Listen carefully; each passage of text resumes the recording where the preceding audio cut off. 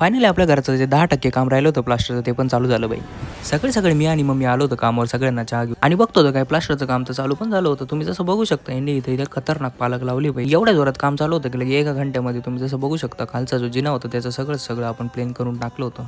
मस्त आहे का म्हणलं लावून फिनिशिंगचं काम करत होते पण विषय झाला होता आम्हाला इथून जाताच येत नव्हतं कारण हे सगळं ब्लॉक झालं होतं. तरी पण आम्ही कसं बसा गेलो बाई मी आणि मम्मी वरती बघायला काय काम चालू आहे काय नाही. पप्पा म्हणे या बिंदास न घाबरता आम्ही आलो बाई खाली वाकून कसं आणि वरती येऊन बघतो का आपल्या टावरचं जे आतमधलं प्लास्टरचं काम आहे ना ते पण पप्पाने इकडे एक साईडला चालू केलं होतं आणि पूर्ण लेफ्ट साईडची आणि राईट साईडची भीतीचं पण काम चालू झालं होतं आणि इकडे आपला माल बनवणं चालू आहे आणि बघा इथून असं प्लास्टरचं काम आपलं चालू झालं आहे आतमधलं.